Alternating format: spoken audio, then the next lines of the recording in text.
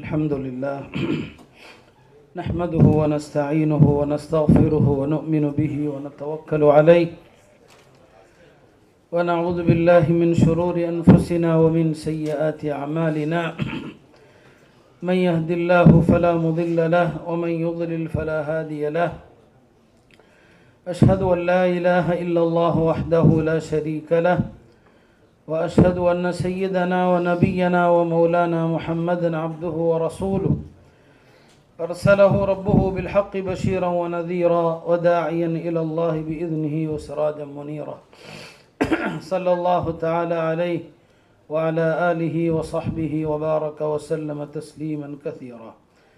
أما بعد فأعوذ بالله من الشيطان الرجيم. بسم الله الرحمن الرحيم.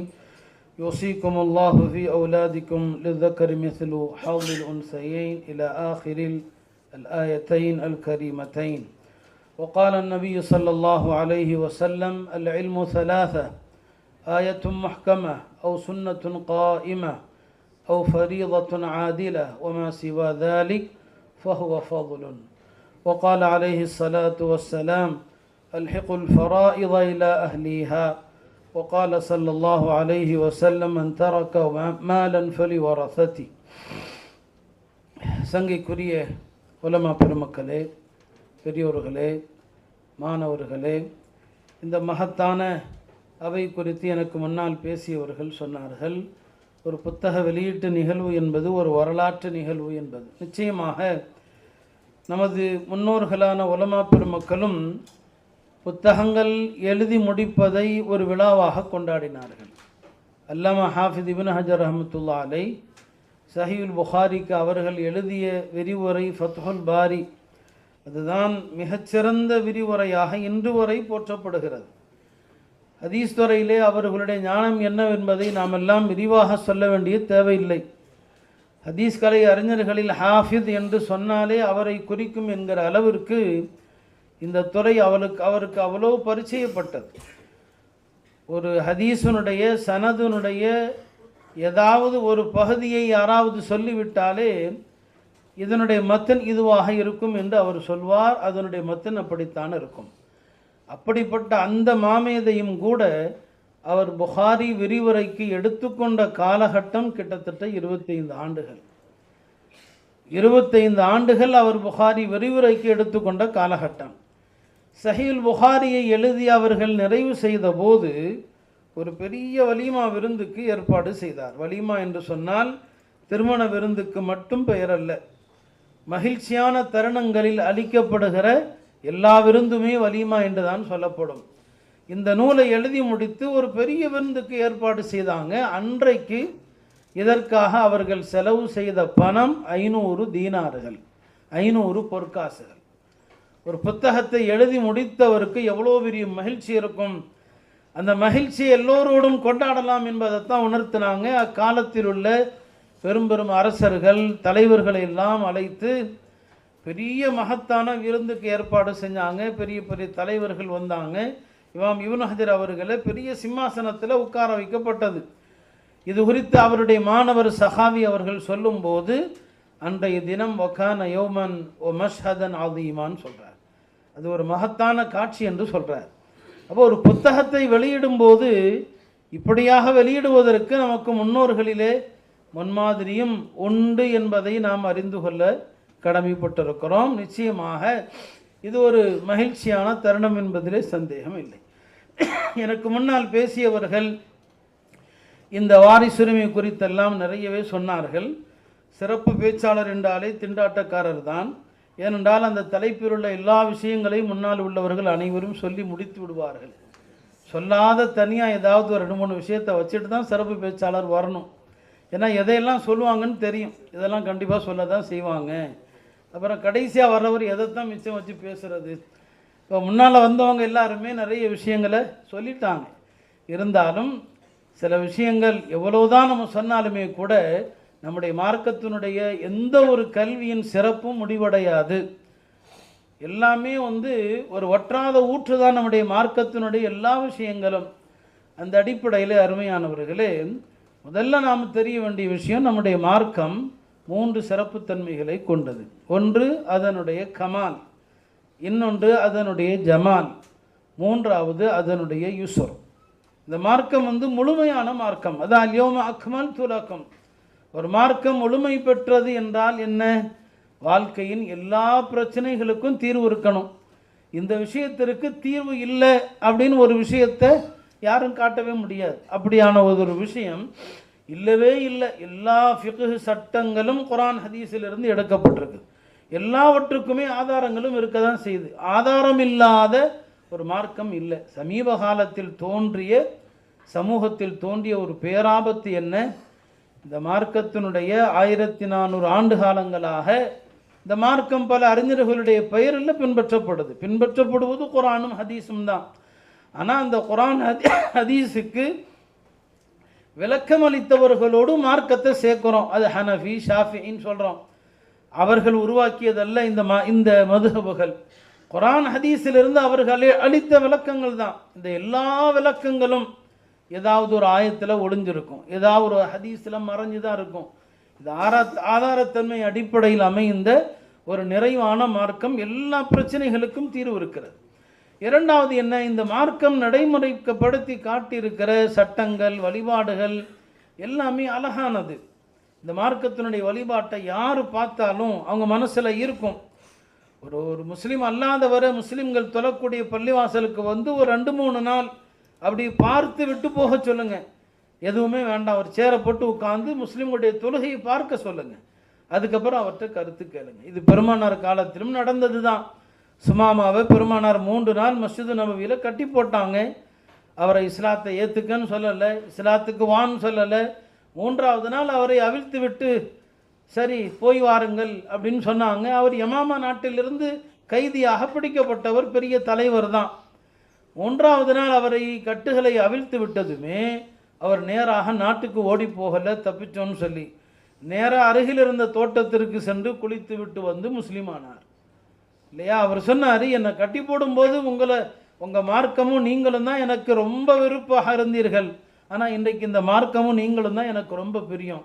எது அவரை கவர்ந்தது? யாரும் அவருக்கு இஸ்லாத்தை சொன்னாங்களா? இல்லை. 3 நாள் பள்ளியில் உள்ளதை பார்த்தார்.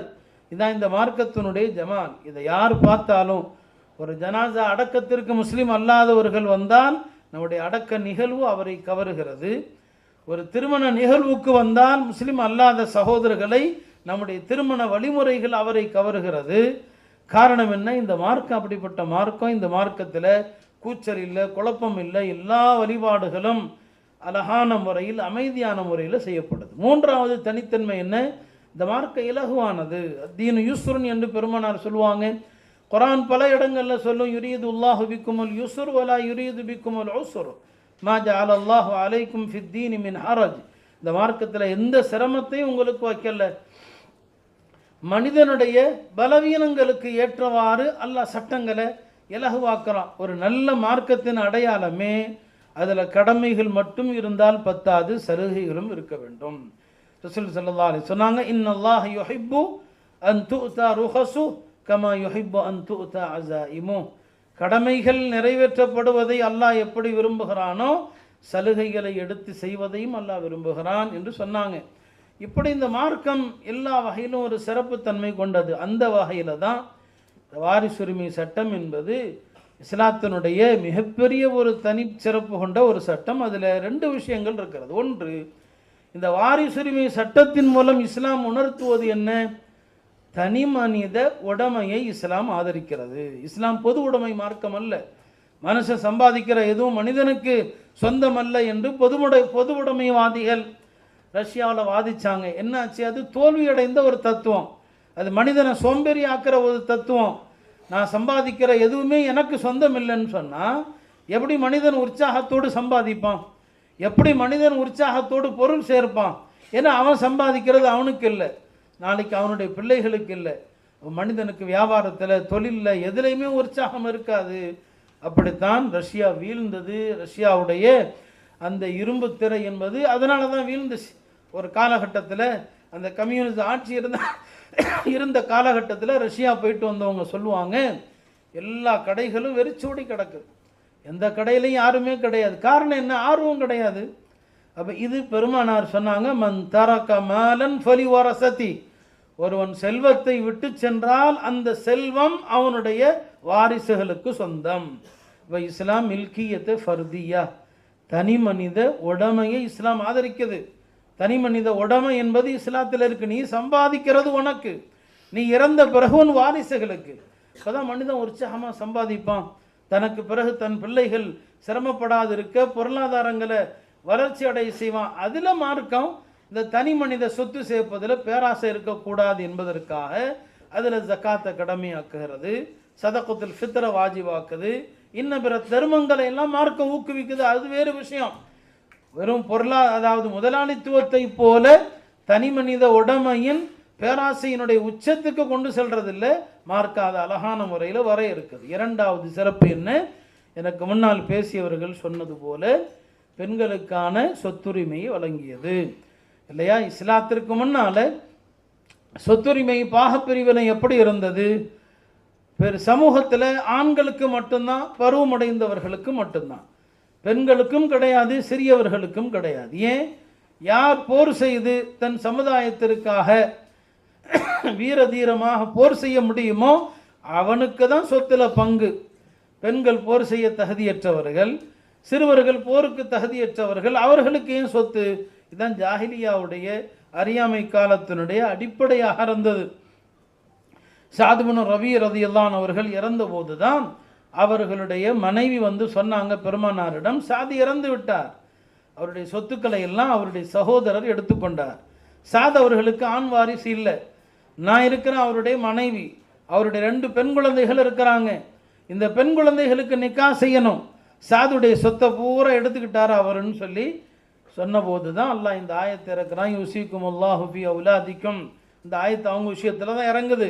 அந்த பெண்மணிக்கு 8ல் 1 பாகம், அந்த 2 பெண் குழந்தைகளுக்கு 3ல் 2 பாகம், மிச்சத்தை சகோதரர் இருக்கிறாரோ அவர் அசவாங்கிற முறையில் மிச்சத்தை எடுத்துக்கொள்வாருங்கிற அந்த வசனங்கள் அப்போது தான் இறங்குகிறது. அருமையானவர்களே, இந்த திருமறையில் அல்லாஹாலா அஹ்காமுகள் சட்டத்திட்டங்களை பொதுவாக விரிவாக சொல்கிறது கிடையாது.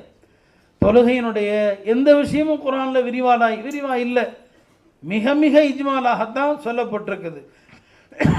நோன்புனுடைய சட்டங்களும் அதே போல தான். சில சட்டங்களை அல்லாஹ் அவனை விரிவாக சொல்கிற பொறுப்பெடுத்துக்கிறான். அந்த பொறுப்பை அல்லாஹ் தன்னுடைய தூதரிடம் கூட கொடுக்கறதில்லை. இந்த வாரிசுரிமை விஷயத்தில் அல்லாஹ்வை தானே விவரிக்கிறான், யாராருக்கு எவ்வளவு என்பதை அவனே விவரிக்கிறான். அதில் அல்லாஹ் இந்த ஆயத்துகளில் மொத்தம் 3 வார்த்தைகளை பயன்படுத்துகிறான். வாரிசுரிமை சட்டத்தினுடைய முக்கியத்துவத்தை உணர்த்துவதற்கு 3 வார்த்தைகள் இந்த ஆயத்துகளில் பயன்படுத்தப்படுது. முதலாவது யூசிக்குமுல்லா, யூசிக்குமுல்லாங்கிற வார்த்தை. இது அல்லாஹ் தொழுகையை பற்றி கூட இந்த வார்த்தையை சொல்லலை. எத்தனையோ இடங்களில் இன்னல்லாஹ யஅமுருக்கும், அல்லாஹ் உங்களை ஏவுகிறான் என்று வந்திருக்கும், இன்னல்லாஹ யஅமுர் என்று வந்திருக்கலாம், கத்தப அலைக்கும் என்று வந்திருக்கலாம், குத்திப அலைக்கும் ஸியாம்னு வரலாம். ஆனால் அல்லாஹ் தஆலா உங்களுக்கு அல்லாஹ் வசியத்து செய்கிறான். வசியத் அப்படிங்கிற வார்த்தை இருக்கிறது, அது ஒரு மனிதன் இன்னொரு மனிதன் மீது கொண்டிருக்கிற அன்புனால அழுத்தமாக பாசமாக சொல்லக்கூடிய ஒரு உபதேசம். யூசிக்குமுல்லாஹு ஃபீ அவுலாதிக்கும் என்று சொல்கிறான். இந்த 2வது ஆயத்தை முடிக்கும்போது அல்லாஹ் சொல்லுவான், திரும்ப வசியத்தம் என அல்லாஹ், இது அல்லாஹ்வுடைய புறத்தில் இருந்துள்ள வசியத் என்று அல்லாஹ் சொல்கிறான். இப்போ நாம் நம்முடைய பெற்றோர்கள் யாராவது இறந்துருந்தா, அவங்க வசியத்து பண்ணிட்டு போயிருந்தா நம்ம என்ன சொல்கிறோம்? இது எங்கள் அத்தா செஞ்ச வசியத்து, அதுக்கு ஒரு முக்கியத்துவம் கொடுக்குறோமா இல்லையா? இது எங்கள் அம்மா செஞ்ச வசியத்து, அதுக்கு ஒரு முக்கியத்துவம் கொடுக்குறோம். ஆனால் இங்கே அல்லாஹ் சொல்கிறான் வசியத்தம் என அல்லாஹ், இது அல்லாஹ்வுடைய வசியத்து. ஆனால் உம்மத்து இந்த பாகப்பிரிவினை விஷயத்திற்கு என்ன முக்கியத்துவம் கொடுத்திருக்கிறதை யோசிச்சு பாருங்கள். 3வதாக அல்லாஹ் பயன்படுத்துகிற வார்த்தை, இந்த பாகப்பிரிவினைகளை எல்லாம் சொல்லிவிட்டு தில்க ஹுதூதுல்லான்னு சொல்லுவான். குர்ஆனில் ஹுதூதுங்கிற வார்த்தை ஏவப்பட்ட விஷயங்களுக்கும் வரும், ஹுதூதுங்கிற வார்த்தை தடுக்கப்பட்ட விஷயங்களுக்கும் வரும், அது அவாமிருக்கும் வரும், அது மன்ஹியாத்துகளுக்கும் வரும். இங்கே அல்லாஹ் ஹுதூதுல்லா மேலே யாருக்கு என்னென்ன பாகங்கள் என்று நான் சொன்னேனோ இது இறைவன் ஏற்படுத்திய வரம்புகள். இந்த வரம்புகளை யார் மீறினானோ வயத்தஅத்த ஹுதூதா, அல்லாஹ்வுக்கு மாறு செய்து இந்த வரம்புகளை யார் மீறுகிறானோ யுத்ஹிலுஹு நாரன், அல்லாஹ் அவரை நரகத்தில் தான் அனுப்புவான், நிரந்தரமாக இருப்பார். வாரிசுரிமை சட்டத்தை பேணாதவர் நிரந்தர நரகவாதின்னு குர்ஆன் சொல்லுது. குர்ஆனில் நிரந்தரமாக நரகத்துக்கு போகக்கூடியவர்கள் முஸ்லிம்கள், கலிமா சொன்னவன் நிரந்தர நரகத்திற்குரியவன் அல்ல என்பது அஹ்லு சுன்னாவுடைய கொள்கை. ஆனாலும் இந்த வார்த்தையை சில பாவத்துக்கு அல்லாஹ் பயன்படுத்துகிறான். வட்டி உண்பவர்களுக்கு அல்லாஹ் பயன்படுத்துகிறான். ஒமன் ஆத ஃபவுலாயிக அஸ்ஹாபுன்னா ஹும் ஃபீஹா காலிதூன். ஒரு முஸ்லிமை திட்டமிட்டு கொலை செஞ்சவனுக்கு நிரந்தர நரகன் குர்ஆன் சொல்லுது. ஒமன் யக்துல் முஃமினன் முத்தஅம்மிதன் ஃபஜஸாஉஹு ஜஹன்னமு காலிதன் ஃபீஹா. வாரிசுரிமை சட்டத்தை மீறக்கூடியவனுக்கும் அல்லாஹ் காலிதன் சொல்கிறான், நிரந்தர நரகவாதிங்கிறான். அப்படியானால் இந்த சட்டம் எவ்வளவு கவனத்தில் எடுத்துக்கொள்ளப்பட வேண்டிய சட்டம் இது. ஆனால் இந்த உம்மத்து அரசாங்கம் பொது சிவில் சட்டத்தை கொண்டு வர போகிறது என்றவுடன் போராட்டங்களையும் ஆர்ப்பாட்டங்களையும் அறிவிக்கிற சமூகம் ஒவ்வொரு குடும்பத்திலையும் இந்த சட்டம் நிறைவேற்றுவதற்கு மோடியா தடையாக இருந்தார், இல்லை அமித்ஷாவோ யோகியோ தடையாக இருந்தாங்களா? நாம தானே தடை போட்டோம். யார் இதற்கு தடை வைத்தது? எத்தனை குடும்பங்களில் ஒரு மனுஷன் இறந்ததும் அவனுடைய சொத்துகள் பிரிக்கப்படுது. இறந்ததுமே அவனுடைய இறப்பு செய்தியை சொல்வதற்கு முன்னால் அவருடைய கடன் என்ன, வசியத்து என்ன, விட்டு விட்டு சென்ற சொத்து என்ன. இன்றைக்கு யாராவது இறப்பு வீட்டில் அதை பேசினால் அவனை மனிதாபிமானமற்றவன், இறந்து வீட்டில் போய் சொத்தை பற்றி பேசுகிறானே, இவன் குடும்பத்தை பிரிக்கிற நாசகார சக்தின்னு அவனை திட்டுறான். ஆனால் குர்ஆனும் ஹதீஸும் நமக்கு அதைத்தானே கற்றுத்தருகிறது. அவருடைய சொத்துகள் என்ன என்பது தானே பேசப்பட வேண்டும். ஆக அருமையானவர்களே, இந்த கல்வியானது நம்முடைய சமூகத்தில் முற்றிலுமாகவே போயிடுச்சு. பெருமானார் சொன்னாங்க, ஹதரத்து அதனுடைய ஒரு அம்சத்தை மட்டும் சொன்னாங்க. இல்மு ஸலாஸத்துன், அறிவு என்றாலே 3 விஷயங்களை குறித்த அறிவுதான் அறிவு. மற்றவைகளெல்லாம் மேல்மிச்சம். மற்றவைகளை நீங்கள் தெரிஞ்சாலும் நஷ்டம் இல்லை, தெரியாவிட்டாலும் நஷ்டம் இல்லை. 3 விஷயங்களை தெரியணும். ஆயத்தும் மஹ்கமத்துன், குர்ஆனில் உள்ள கருத்து சிக்கல் இல்லாத வசனங்கள், கருத்து சிக்கல் இல்லாத வசனங்கள் ஆயத்தும் மஹ்கமா. அவ் சுன்னத்துன் காயிமா, நடைமுறையில் இருக்கிற மாற்றப்படாத மன்சூஹாக்கப்படாத சுன்னத்துகள், வழிமுறைகள். 3வது ஃபரீதத்துன் ஆதிலா, நேர்மையான பாகப்பிரிவினை சட்டங்கள். இந்த 3 தான் இல்மு. ஒமா சிவா தாலிக்க, இந்த 3ஐ தவிர மற்ற எல்லாமே நபி ஸல்லல்லாஹு அலைஹி சொன்னது போல ஃபஹுவ ஃபதுலுன், மேல்மிச்சோன்னு சொல்லி. அடுத்து நபி ஸல்லல்லாஹு அலைஹி வஸல்லம் அவர்கள் இந்த இல்ம ஃபராயிதை பற்றி சொல்லும்போது தஅல்லமுல் ஃபராயித், ஃபராயிதை கற்றுக்கொள்ளுங்கள், வ அல்லிமுஹா, பிறருக்கும் கற்றுக் கொடுங்கள், ஃபைன்னஹா நிஸ்ஃபு தீனிக்கும், உங்களுடைய மார்க்கத்தில் பாதி. பாதி அப்படிங்கிறதுக்கு 2 விதமான பொருள் இருக்குது. ஒரு பொருளில் இன்னொரு பொருள் ரெண்டும் சமமாக இருக்கிறது ஒரு அர்த்தம் இருக்குது. இங்கே பாகப்பிரிவினை குறித்த கல்வியை நபி ஸல்லல்லாஹு அலைஹி வஸல்லம் மார்க்கத்தினுடைய பாதிங்கிறாங்க. இந்த பாதிக்கு என்ன அர்த்தம்னா, மார்க்க சட்டங்களை நீங்கள் 2 வகையாக பிரிங்க. அப்படி 2 வகையாக பிரித்தா பாகப்பிரிவினை சட்டங்கள் மாத்திரம் ஒரு கிஸ்ம், அது மட்டும் ஒரு பிரிவு, மற்ற எல்லா சட்டங்களும் மற்றொரு பிரிவு. இதன் மூலம் பாகப்பிரிவினை சட்டத்தை பெருமானார் அவ்வளோ உயர்வு கொடுக்குறாங்க. மார்க்கத்தினுடைய மற்ற சட்டங்கள், அது தஹாராவிலிருந்து ஹஜ்ஜோ, ஜக்காத்தோ, சௌமோ, வியாபாரமோ, இந்த எல்லா சட்டங்களும் சேர்ந்து ஒரு கிஸ்ம். பாகப்பிரிவினை சட்டங்கள் மாத்திரம் தனியாக ஒரு கிஸ்ம். இதான் அர்த்தம். அது நிஸ்ஃபுத்தீன் என்பதற்கு. 2வது ஒரு கருத்து சொன்னாங்க. ஏன் ரசூல் ஸல்லல்லாஹு அலைஹி வஸல்லம் அவர்கள் இந்த இல்ம ஃபராயித நிஸ்ஃபுத்தீன் என்று ஏன் சொல்லணும்? மற்றொரு விளக்கம் சொன்னாங்க. மனித வாழ்க்கையே, மனிதனுடைய சட்டங்களே 2 விஷயங்களோடு சம்பந்தப்பட்டது. ஒன்று வாழும் காலத்தோடு சம்பந்தப்பட்ட சட்டங்கள், இன்னொன்று அவன் இறந்த பிறகு மௌத்துக்கு பிறகு உள்ள சட்டங்கள். வாழும் காலத்தோடு சம்பந்தப்பட்ட சட்டங்கள் எல்லாம் ஒரு வகை, இறப்புக்கு பிறகு சம்பந்தப்பட்ட சட்டங்கள் மற்றொரு வகை. இந்த இல்ம ஃபராயித் என்பது மனிதன் இறந்த பிறகு, ஒரு முஸ்லிம் இறந்த பிறகு உள்ள சட்டத்திட்டங்கள். அதனால் சொன்னாங்க இது நிஸ்ஃபு தீனிக்கும் என்று. 3வது ஒரு விளக்கம் சொல்லுவாங்க, மார்க்கத்தினுடைய மற்ற எல்லா சட்டங்களுமே அது எங்கிருந்து எடுக்கப்பட்டிருக்கும்? ஒன்று குர்ஆனிலிருந்து, அல்லது ஹதீஸிலிருந்து, அல்லது கியாஸிலிருந்து. கியாஸ் என்பது இஸ்திஹாதுக்கு பெயர். நம்முடைய சட்டங்களில் இந்த 3மே அடிப்படை ஆதாரமாக இருக்கும். ஆனால் இல்ம ஃபராயிதில் கியாஸுக்கு வேலையே கிடையாது. இங்கே யாரும் கியாஸ் செய்ய முடியாது. இல்ம ஃபராயித் என்பது அதனுடைய மூல அடிப்படைகள் குர்ஆனும் ஹதீஸும் மட்டுமே. அப்படியானால் ரசூல் ஸல்லல்லாஹு அலைஹி வஸல்லம் அவங்க இந்த ஷரியத்தினுடைய அஹ்காமுகளை 2ஆக பிரிக்கிறாங்க. கியாஸுக்கு சம்பந்தப்பட்ட சட்டங்கள், மற்ற எல்லா சட்டங்களிலும் கியாஸுக்கு வேலை இருக்குது. கியாஸோடு சம்பந்தப்படாத சட்டங்கள் அது பாகப்பிரிவினை சட்டம். அப்படியானால் அது தனி. எனவே தான் ரசூல் ஸல்லல்லாஹு அலைஹி வஸல்லம் அவர்கள் அதை நிஸ்ஃபு தீனிக்கும் சொல்கிறாங்க. இந்த வார்த்தை எவ்வளவு ஒரு அழுத்தத்தை தருகிறது இல்லையா? ஒரு ஹதீஸ் நீங்கள்லாம் தஹாரால படிச்சிருப்பீங்க. பெருமானார் ஸல்லல்லாஹு அலைஹி வஸல்லம் அவர்களிடத்தில் கடல் தண்ணீர் பற்றி கேட்கப்படும் போது என்ன சொல்லுவாங்க? அத்தஹூரு மாஉ அல் ஹில்லு மைத்தத்து. கடல் நீர் சுத்தமானது, தூய்மைப்படுத்தக்கூடியது, அதிலே செத்தவைகள் எல்லாம் ஹலாலு என்று சொல்லுவாங்க. இந்த ஹதீஸையும் இமாம் ஷாஃபி ரஹ்மத்துல்லாஹி அலைஹி சொன்னாங்க, இது நிஸ்ஃபு அஹ்காமி தஹாரா, தஹாரத்துடைய சட்டங்களில் வந்திருக்கிற எல்லா ஹதீஸுகளும் ஒரு வகனா, இந்த ஒரு ஹதீஸு அதில் நிஸ்ஃபு, அதில் பாதின்னு சொன்னாங்க. என்னங்க ஒரு ஹதீஸ் எப்படிங்க பாதி ஆக முடியும்? அங்கேயும் விளக்கம் சொல்லுவாங்க. ரெண்டு விஷயங்களோடு தான் நம்முடைய சட்டங்கள் சம்மந்தப்படுது. ஒன்று பர்ரோடு, இன்னொன்று பஹரோடு. பஹரை பற்றி, கடலை பற்றி பேசக்கூடிய இந்த ஒரு ஹதீஸ் தான் இருக்குது. அப்படியானா அது நிஸ்ஃபு தான். அது மற்ற எல்லா ஹதீஸும் அஹ்காமுல் பர், தரையில் உள்ளவைகளை பற்றி பேசுதுன்னா இந்த ஒரு ஹதீஸ் தான் கடலில் உள்ளதை பற்றி பேசுது. எனவே இது நிஸ்ஃபுன்னு சொன்னாங்க, நிஸ்ஃபு இல்மி தஹாரான்னு சொன்னாங்க. இதெல்லாம் எதுக்காக சொல்கிறேன்? இந்த நிஸ்ஃபுங்கிற வார்த்தை அந்த கல்வியினுடைய அகம்மியத்தையும் அதனுடைய முக்கியத்துவத்தையும் மிக மிக வலியுறுத்துகிறது என்பது தானே நமக்கு தெரிகிறது.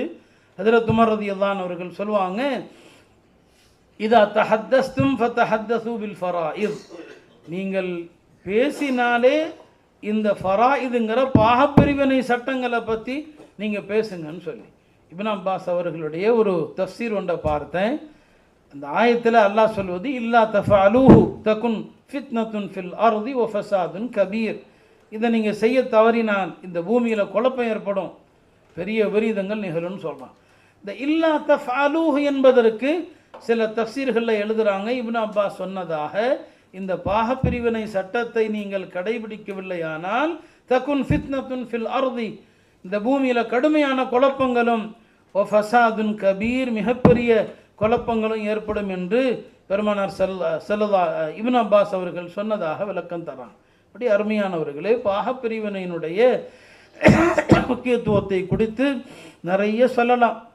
ஒரு ஹதீஸில் சொன்னாங்க, ஒருத்தன் குரான் ஓதுறான், ஆனால் இல்ம ஃபராயிதை பற்றி தெரியாமல் இருக்கிறான். மஸலுல்லதி யக்ரஉல் குர்ஆன், குரானை ஓதுறாரு, ஆனால் அவருக்கு ஃபராயிதுகள், பாகப்பிரிவினை சட்டங்கள் தெரியலைன்னு சொன்னால் அவர் தலையில் மேலே மூடி இல்லாத தொப்பி அணிந்தவரை போல, கமசலி புர்னுசில்லா ரஸலஹுன்னு சொன்னாங்க.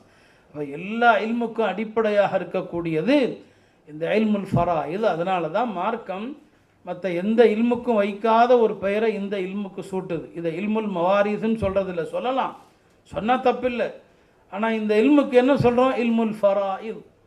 ஃபரீதால் இருந்து வந்த வார்த்தை, கட்டாயம் எல்லோரும் கற்றுக்கொள்ள வேண்டிய ஒரு இல்மு என்பதனால தான் இந்த இல்மை இல்முல் ஃபராயித் என்பதாக சொல்கிறோம். அருமையானவர்களே, இல்ம ஃபராயிதுடைய நிறைய அடிப்படைகள் இருக்கிறது. எல்லா விஷயத்தையும் நாம் சொல்லி கொண்டு போக முடியாது. ஒரு மனிதன் வாரிசாகுவதற்கான அடிப்படை காரணமாக குர்ஆனும் ஹதீஸும் 3 விஷயங்களை சொல்கிறது. ஒன்று நசப், அதை தான் அல்லாஹ் முற்படுத்துகிறான், நசபை தான் முற்படுத்துகிறான். யுஸீகுமுல்லாஹு ஃபீ அவுலாதிக்கும், அதான் முற்படுத்துகிறான். ஒரு மனிதனுடைய நேரடியான அவனுடைய பிள்ளைகள், அவனுடைய பெற்றோர்கள், அவனுடைய சகோதரர்கள். அப்போ நசப் மூலமாக வாரிசுரிமையில் வலிமையான காரணங்கிறது இரத்த உறவு தான். இரண்டாவது நிக்காஹ், நிக்காஹ் மூலமாக கணவன் இறந்தால் மனைவி, மனைவி இறந்தால் கணவன் என்ற அந்த உறவு பற்றி பேசுகிறான். இப்போ நமக்கு கணவன் இறந்தால் மனைவிக்கு பங்கு இருக்குன்னு தெரியும், மனைவி இறந்தால் கணவனுக்கு பங்கு இருக்குன்னு நமக்கு தெரியும். நான் அதே நேரத்தில் இந்த இடத்துல ஒன்றை தெரியணும், ஒரு ஆணுக்கும் பெண்ணுக்கும் நிக்காக நடந்து விட்டது, அவங்க வாழ்க்கையை ஆரம்பிக்கலை, யாருக்கும் அப்படி நடக்க வேண்டாம், வாழ்க்கையை துவங்கல. இந்த நிலையில் 2 பேரில் யாரோ ஒருத்தர் இறந்துட்டாங்க அப்படின்னு வச்சுக்கோங்க. இந்த கணவனோ மனைவியோ இறந்துட்டாங்க, கணவன் இறந்துட்டாங்கன்னு வைங்க. இப்போ 2 பேரும் வாழ்க்கையை துவங்கல தான், ஆனால் அந்த பெண்ணுக்கு அந்த கணவனுடைய சொத்தில் பங்கு இருக்குது, 4 ஒரு பாகம் இருக்குது. ஏன்னா வாழ்க்கையை துவங்கல, குழந்தை இருக்காது, 4 ஒரு பாகம். இதை யாராவது கொடுப்பாங்களா? யோசிச்சு பாருங்க. ஏன்னா கல்யாணம் தான் ஆச்சு, ஒன்றுமே நடக்கவே இல்லையே, 2 பேரும் வாழ்க்கையில் சேரல. ஆனால் குர்ஆன் சொல்லுது வலஹுன்ன ருபு, அவங்களுக்கு 4 ஒரு பாகம் கொடுத்தே ஆகணும். மிம்மா தரக்தும் நீங்கள் விட்டு சென்றதில் இல்லம் யகுல்லக்கும் வலத், அவங்க தாம்பத்திய வாழ்க்கையை ஆரம்பிக்காவிட்டாலும் சரி கொடுத்து தான் ஆகணும். இந்த சட்டத்தை எத்தனை பேர் நாம் பின்பற்ற முடியும்? காலம்புறா வாழ்ந்த மனைவிக்கே சொத்துல பங்கு கொடுக்கறது இல்லை, கல்யாணமாகி இறந்துட்டா சொத்துல பங்காக கொடுக்க போகிறாங்க. அப்போ என்னுடைய உம்மத்தில் முதலில் பறிக்கப்படுகிற இல்முல் ஃபராயித் என்று பெருமானார் சொன்னாங்க. ஒஹுவ யுன்சா, அது மறக்கடிக்கப்படும் சொன்னாங்க. ஒஹுவ அவ்வலு மா யுன்ஸஉ அன் உம்மத்தின்னு சொன்னாங்க, என் உம்மத்திலிருந்து முதல்ல பறி போகிறதுன்னு சொன்னாங்க. ரெண்டாவது விஷயம் விளங்கிங்க, ஒரு கணவன் மனைவியை தலாக் சொல்லிட்டான், இத்தாவில் இருக்கும்போது மனைவி இறந்துட்டாங்க, இப்போ கணவர் இறந்துட்டார், தலாக் சொல்லப்பட்ட பெண் கணவர் இறந்துட்டார், இப்போ இந்த கணவருடைய சொத்துல அந்த பெண்ணுக்கு பங்கு இருக்குதா? தலாக் ரஜையா இருந்துச்சுன்னு சொன்னால், ரஜை தலாக்னா இத்தா காலத்தில் மீட்ட தகுதியான தலாக். ரஜை தலாக்காக இருந்தால் அந்த கணவன் இத்தா காலத்தில் இறந்திருந்தாலும் அந்த பெண்ணுக்கு பங்கு உண்டு, இதில் மாற்று கருத்து இல்லை. தலாக்க பாயின்னு சொல்லிட்டார். தலாக்க பாயின்னா மீண்டும் சேர முடியாத தலாக், அவ்வளோதான். அதில் பல வகை இருக்குது. மொத்தத்தில் மீண்டும் சேர முடியாத தலாக்கு சொல்லிட்டாருன்னா, இந்த தலாக் சொல்லி அந்த அம்மா இத்தா இருக்கிற காலத்தில் அந்த கணவர் இறந்துட்டார், இப்போ இந்த கணவருடைய சொத்தில் அந்த அம்மாவுக்கு பங்கு இருக்குதா? மாணவர்கள்ட்ட கேட்கணும், இந்த சட்டத்தை எப்படி படிச்சிருக்கிறாங்கன்னு சொல்லி கேட்கலாமா? சார் சொல்லுங்கள், மாணவர்கள் யாராவது சொல்லலாம். பாயின் தலாக் சொல்லப்பட்ட பெண் இறந்து, அந்த கணவர் இறந்துட்டார்னா இந்த பெண்ணுக்கு பங்கு இருக்குதான்னு சொல்லி.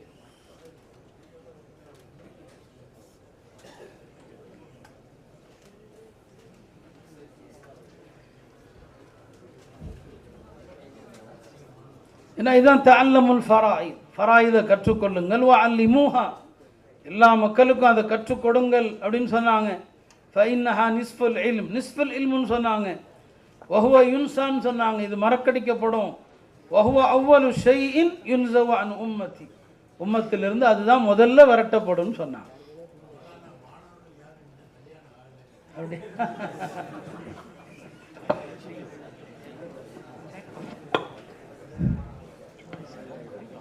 இப்போ முத்தல்லக்கா பாயினா, பாயின் தலாக் சொல்லப்பட்ட பெண் இப்போ கணவர் இறந்துட்டா பங்கு இருக்குதான்னு சொன்னால், அந்த கணவர் தலாக்கு சொன்னது நல்ல நிலையில் ஆரோக்கிய நிலையில் இருக்கும்போது சொல்லி இருந்தால் அந்த அம்மாவுக்கு பங்கு கிடையாது.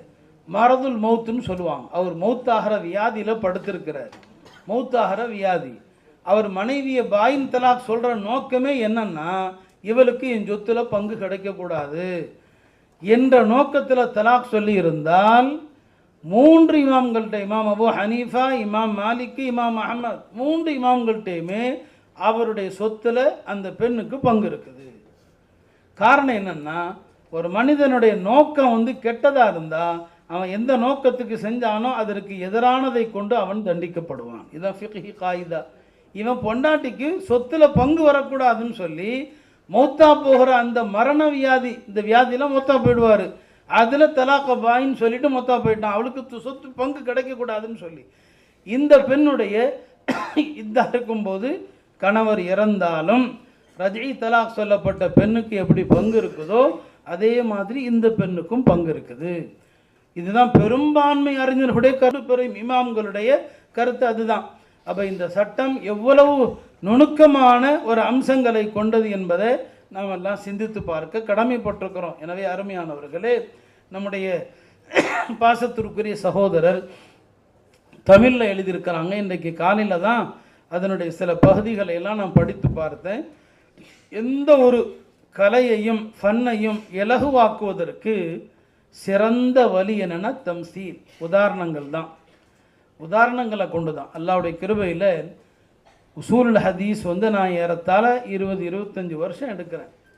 உசூல் ஹதீஸ் நடத்துகிறவருக்கு பெரிய சிக்கலே என்னென்னா, அதை உதாரணம் முன்னால் வராமல் அதில் சொல்கிற எந்த காய்தான் விளங்கவே முடியாது.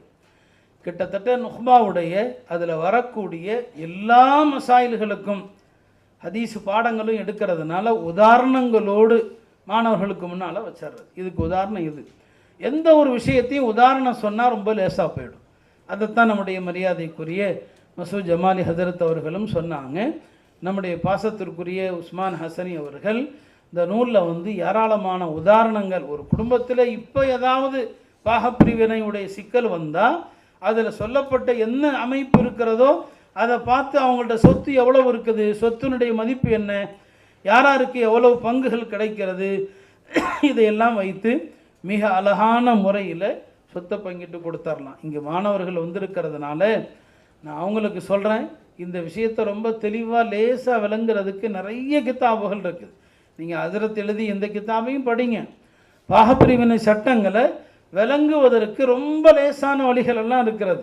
மொத்தம் குரானில் சொல்லப்பட்டிருக்கிற பாகங்கள் எத்தனை? 6. அதை எப்போதுமே ஞாபகம் வச்சுக்கோங்க. குரானில் சொல்லப்பட்ட பாகங்கள் 6: நிஸ்ஃபு, சுலுசு, சுலுசானி, ருபு, சுமுனு, சுதுஸ். 6 பாகங்கள் இருக்கிறது. உலமாக்கள் அதை 2 வகையாக பிரிப்பாங்க. இந்த 6 பாகங்களை 2ஆக பிரித்து ஒருத்தர் இறந்துட்டாருன்னு சொன்னால் வாரிசுகள் எத்தனை பேர் இருக்கிறாங்க, இந்த 6ஐயும் 2 கிஸ்மாக பிரித்து இந்த கிஸ்மில் உள்ளவங்க மட்டும் வந்தால் மேலே மஹ்ரஜ் என்ன வரும், இதில் உள்ளவங்க மட்டும் வந்தால் என்ன வரும். இப்போ ஹஜ்ரத் அவர்கள் ஒரு புதிய மெத்தடில் விளக்கியிருக்கிறாங்க. நான் அதையும் சொல்லிடுறேன். இந்த குரானில் சொல்லப்பட்ட இந்த பாகங்களை ஞாபகம் வச்சுக்கோங்க. 6 பாகங்கள், அதை ஞாபகம் வச்சுக்கோங்க. அசபானா யார், அதை ஞாபகம் வச்சுக்கோங்க இல்லையா. அசபாவில் 3 வகை சொல்லுவாங்க. அசபா பினப்சிஹி, அசபா கைரிஹி, அசபா பிகைரிஹி என்று 3 வகையான அசபாத்துகளை சொல்லுவாங்க. இந்த அடிப்படையான சில விஷயங்களை தெரிஞ்சுக்கிட்டாலே இல்முல் ஃபராயிதை விளங்குறது ரொம்ப லேசாக போயிடும். அசபாத்துகளை பொறுத்த வரைக்கும் அதில் மையத்தினுடைய நேரடி ஆண் வாரிசுகள் அவருடைய மகன்கள் இருந்தாங்கன்னு சொன்னால் அடுத்த நிலையில் உள்ள அசபாக்கள் யாருமே வாரிசாக முடியாது. அப்போ இதில் தெரிய வேண்டியது, வாரிசுகள் ஆண்களில் வாரிசாகக்கூடியவர்கள் எத்தனை பேருங்க? ஆண்களில் வாரிசாகக்கூடியவர்கள் அப்படின்னு சொன்னால் எத்தனை பேர்? ஏன்னா இங்கே வந்திருக்கிறவங்க எல்லாமே 6வது முறை 7வது முறை தான் வந்திருப்பாங்க. ஆண்களில் வாரிசாகிறவங்க 15 பேர், பெண்களில் வாரிசாகக்கூடியவர்கள் 10 பேர். ஒரு அடிப்படை இல்மு ஒன்று இருக்குல்லையே, அதை நாம் தெரிந்து கொள்ளணும். அடிப்படையான ஒரு இல்மு. இப்போ நான் வந்து இந்த மீராசு பாடம் நான் மதரசால நடத்தலை, என்னுடைய பொறுப்பில் அது வர்றதில்லை, மோசின் அது நடத்துகிறான். ஆனால் அல்ஹம்துலில்லாஹ் நான் மீராசு பாடத்தில் 100 மார்க் எடுத்தேன். இதை சொல்லணும்னு சொல்லலை, ஞாபகம் வர போய் சொல்கிறேன். 100 மார்க் நான் எடுத்தேன். பீனு ஹஜரத்துட்ட நான் படித்தேன். அல்லாஹ் அவங்களுடைய கபரை பிரகாசமாக்கட்டும். ஹஜரத்துடைய பாடத்தில் படித்தோம். நான் இமாமத்தில் இருக்கிறதுனால நிறைய மக்கள் கேட்டு வருவாங்கங்கிறதுனால அதனுடைய ஒரு ஹுலாசாவை நான் எழுதி வச்சுருக்கிறேன். ஆண்களில் எத்தனை பேர் வாரிசாவாங்க? 15 பேர். இமாமத்தில் இருக்கிறவங்க குறைஞ்சதை தெரிஞ்சுக்கங்க. பெண்களில் 10 பேர். இந்த ஆண்களில் 15 பேர், பெண்களில் 10 பேர், மொத்தம் 25 பேர் எப்போதுமே வாரிசாக மாட்டாங்க. எப்போதுமே வாரிசாகிறவங்க 5 பேர் தான். ஏன் வச்சுக்கோங்க, எப்போதுமே வாரிசாகக்கூடியவர்கள் எத்தனை பேர் தான்? 5 பேர். யாரும் அவங்க வாரிசாகிறது தடுக்க முடியாது. இறந்து போனவருடைய பிள்ளைகள், அது ஆண் பிள்ளைகளோ பெண் பிள்ளைகளோ, இவங்க வாரிசாகிறத யாரும் தடுக்க முடியாது.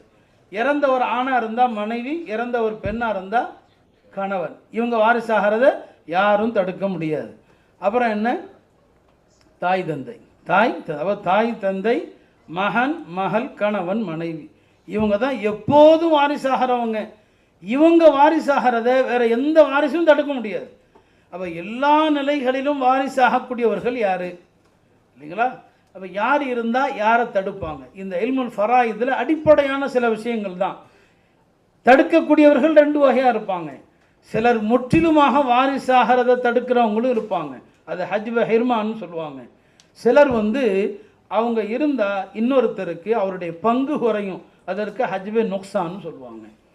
அப்போ ஹஜ்ப ஹிர்மான் எது? யார் இருந்தால் யாரை தடுக்கிறாங்க, இவர் இருந்தால் அவருக்கு குறைஞ்சி வரும். இப்போ உதாரணம் வச்சுக்கங்களேன், மனைவி இறந்துட்டாங்க, கணவருக்கு குழந்தை இல்லை, அந்த பெண்ணுக்கு குழந்தை இல்லைன்னு சொன்னால் மனைவியின் சொத்தில் எவ்வளோ கிடைக்கும்? பாதி கிடைக்கும். குழந்தைகள் இருந்தால் அப்பையும் அந்த கணவருக்கு சொத்து கிடைக்கும், 4ல் 1 பங்கு கிடைக்கும். இப்போ அந்த குழந்தைகள் இவருக்கு கிடைக்க வேண்டிய அளவு குறைச்சிட்றாங்களா இல்லையா? அதே போல தான் கணவன் இறந்தார், மனைவிக்கு எவ்வளோ கிடைக்கும்? பிள்ளைகள் இல்லை அப்படின்னு சொன்னால் அவள் 1/4 பங்கு கிடைக்கும். பிள்ளைகள் இருந்தாங்கன்னா சுமுன் கிடைக்கும். அப்போ ஹஜ்ப ஹிர்மான்னா எது, ஹஜ்பே நுக்சான்னா எது, இதையெல்லாம் படித்து விட்டாலே நமக்கு இந்த அடிப்படைகள் புரிஞ்சுட்டா இந்த இல்ம ஃபராயிதை புரிஞ்சிடலாம். யாருக்கு எவ்வளோ பங்கு, இதையெல்லாம் கொஞ்சம் மெனக்கட்டாக விளங்கிடலாம். ஆனால் பிரச்சனை என்ன? சொத்தை எப்படி பிரித்து கொடுக்கறது? அதைத்தான் அருமை மாணவர் அவர்களும் இப்போ சொன்னாங்க, நம்முடைய அப்துல் ஹசரத்தும் சொன்னாங்க.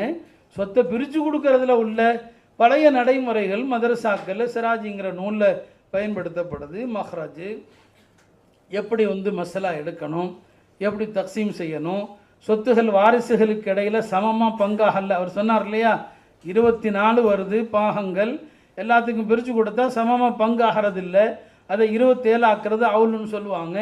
சஹாபாக்கள் காலத்திலேயே அந்த பிரச்சனைகள் ஏற்பட்டது. உமருல்லாவுடைய காலத்தில் அந்த பிரச்சனை ஏற்பட்டது. ஒவ்வொரு சஹாபி ஒவ்வொரு துறையில் பெயர் பெற்றிருந்தாங்க. இல்ம ஃபராயித ஜெய்துபின் சாபி, பெருமானார் அஃபரதுஹும் ஜெய்துபின் சாபித்து தான் இந்த விஷயத்தில் பெரிய சட்ட வல்லுநராக இருந்தார். இப்போ அதில் உள்ள நடைமுறை சிக்கல்கள் என்ன, அதுதான் ரொம்ப சிக்கலானது. எப்படி இந்த சொத்துக்களை பிரித்து கொடுக்கறது, அதில் நம்முடைய அருமை சகோதரர் உஸ்மான் ஹசனி அவர்கள் மிக அற்புதமான முறையில் இந்த நவீன கணக்கீட்டு முறையில் வாரிசுரிமை சட்டங்களை பல்வேறு உதாரணங்களை கொண்டு விளக்கியிருக்கிறாரு. அதை எப்படி புரிவது என்பதை அவர் இப்போது விளக்கி காட்டுவார். விளக்குவார் இல்லையா? உங்களோடு சேர்ந்து நானும் அதை காண ஆவலோடு இருக்கிறேன். எல்லாம் வல்ல அல்லாஹ் இந்த நூலை பயனுள்ள நூலாக ஆக்கி எல்லோரும் அறிந்து இந்த நூலில் கூறப்பட்ட சட்டங்களை பின்பற்றுவதற்கும், சிறியதோ பெரியதோ இறந்தவருடைய எல்லா சொத்துகளையும் முறையாக பங்கீடு செய்து இந்த சட்டத்தை நாம் வாழ்க்கையில் நடைமுறைப்படுத்துவதற்கு அல்லாஹ் தௌஃபீக் செய்வானாக. வாஹிரு தஅவானா அனில் ஹம்துலில்லாஹி ரப்பில் ஆலமீன். அஸ்ஸலாமு அலைக்கும் வரஹ்மத்துல்லாஹி வபரகாத்துஹு. அல்ஹம்துலில்லாஹ். சிறப்பான ஒரு சிறப்புரை. இஸ்லாமிய வாரிசுரிமை சட்டத்தின் அடிப்படை அம்சங்களையும் அதன் முக்கியத்துவத்தையும் அழகாக விளக்கிய மௌலானா அவர்களுக்கு மனமார்ந்த நன்றி. இந்நிகழ்வின் முதல் அமர்வு தற்போது நிறைவு பெறுகிறது. 10